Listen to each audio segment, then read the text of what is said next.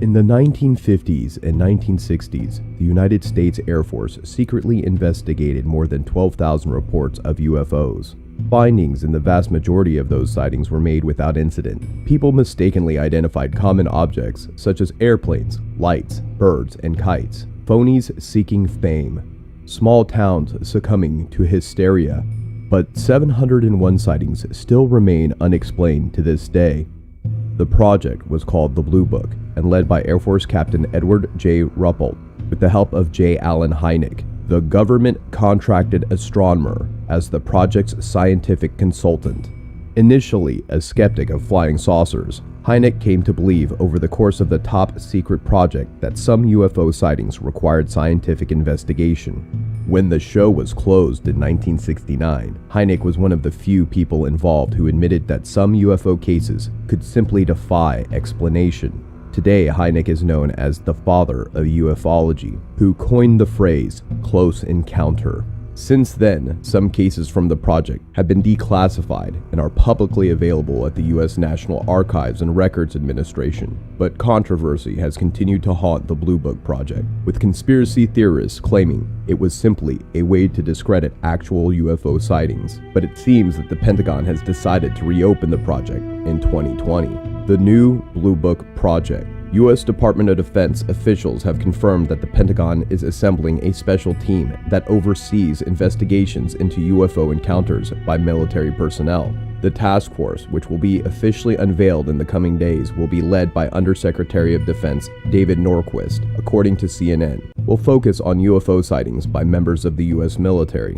Some of the incidents that you will investigate include UFO sightings by U.S. Navy pilots. The videos of the meetings which were recorded by the imaging systems on board military aircraft and which were published in 2017 and 2018 by the organization To the Stars Academy of Arts and Science, founded by Tom DeLonge, guitarist of Blink-182 and Angels and Airwaves. As we already published in MEP, the videos showed the pilots following mysterious unidentified flying objects. The Navy referred to those objects as unidentified aerial phenomena, so the Pentagon decided to form a team to investigate UFOs due to the possible threat they could pose to national security. In July, a former Pentagon official who ran the agency's program on studying UFOs said the unknown nature of the mysterious objects make them dangerous. There is something in our sky and we do not know what it is. We do not know where it is from. Luis Elizondo, the former head of the Pentagon's top-secret project known as the Advanced Aerospace Threat Identification Program, told Live Science. This is a problem from a national security perspective. Yes, it is a problem. We need to understand what they are in order to determine if they are a threat. Recently, a former Pentagon consultant working in the agency's special unit investigating UFOs revealed an important detail about the possible nature of the mysterious objects. In an interview with the New York Times, Eric W. Davis confirmed that the Pentagon recovered materials from the crashed UFOs. According to Davis, the analysis revealed that the objects came from vehicles out of our world, being impossible that they were manufactured on Earth, hiding information. The Pentagon has not mentioned whether this team is part of the new Project Blue Book, but what is clear is that its function will be the same: discredit any UFO sighting witnessed by the military. The real Project Blue Book was canceled decades ago, but this did not stop the fascination for UFOs from continuing. For example, in September 2019, more than 1.5 million people confirmed their attendance at a festival held in the small town of Rachel, Nevada, called Storm Area 51.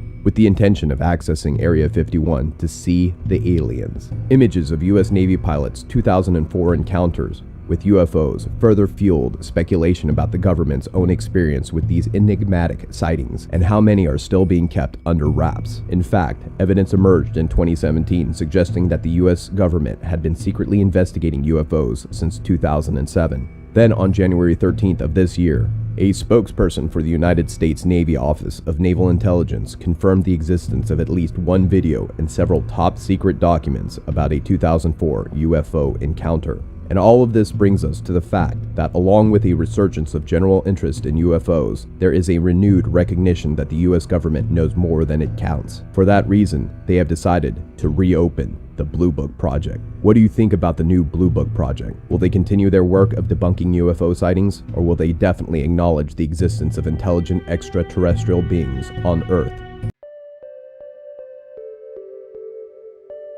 People have always wondered if there's life on other planets, if aliens ever visited humans, and if they left descendants on Earth somehow.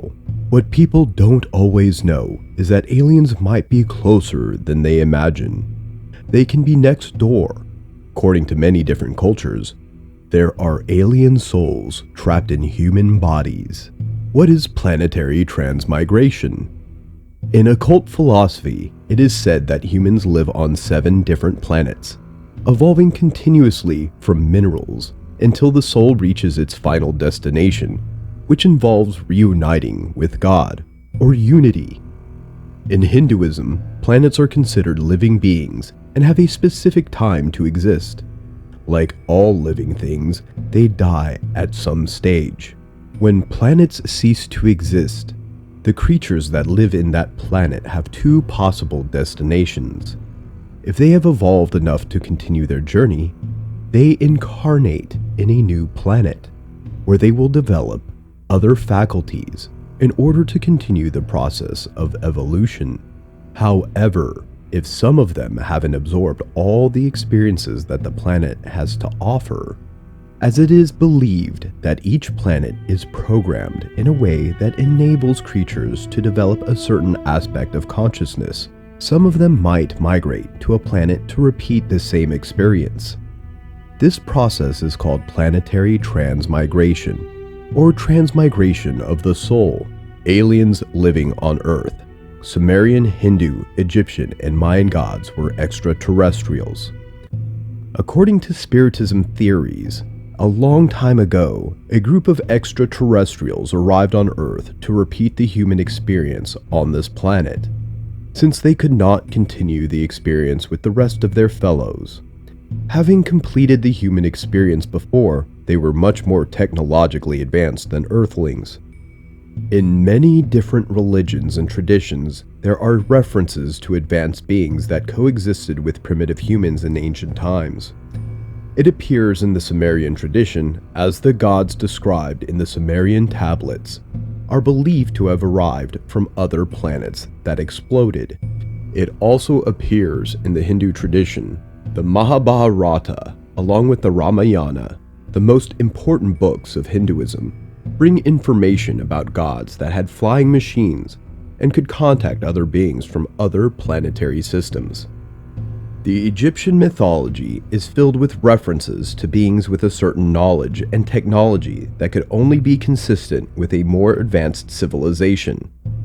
There are also images of flying objects in the walls of Egyptian caves that look exactly like those described in the Vedas. Mayan mythology also makes references to beings from other planets that arrived on Earth and genetically modified the Earthlings, making the primitive human look more like them. Some argue that the Bible saying God created men in his own image refers to these gods that engineered humans, helping in the transition from animal to man.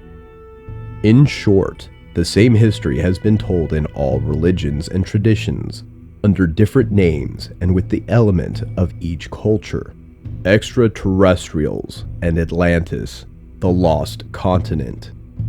Legends tell of aliens arriving on flying machines and genetically modified humans who mix their DNA with normal humans. And then, what? If the original planets no longer existed, where did they go? And if they stayed, how come there is no trace of them anymore? There are many possible explanations for that, but one possibility is that when the great cataclysm that destroyed Atlantis happened, the alien technology disappeared under the waters. They escaped to Egypt, Europe, and South America. It's said that this is what allowed these people to have a great amount of information about alien visitors in their myths and legends. Where they lived among humans, without technology, they died. The reincarnation process. Alien souls, human bodies. Spiritism belief holds that after death, the extraterrestrial visitors were reincarnated among humans, being born again in human bodies. The reincarnation process is the same for every human being on Earth, and with aliens, it was no different. Once born in human bodies with human limitations, all memories from previous lives were erased from the conscious mind, as it is said that the brain doesn't support all the information from all incarnations, keeping only what is necessary for one life. The rest remains in the unconscious mind and is never lost. Until now, the aliens continue to be reborn among humans without knowing their true origins. These people live normally, keeping only a slight sensation that there might be much more out there than their ordinary lives. If you enjoy this video and want to see more like it, please consider subscribing to us and hitting the like button. Feel free to write a comment below and suggest which theory you want to see next. If you'd like to further support this channel, please consider joining. Our membership link will be found in the description box below. We appreciate your support, and as always, thanks for watching.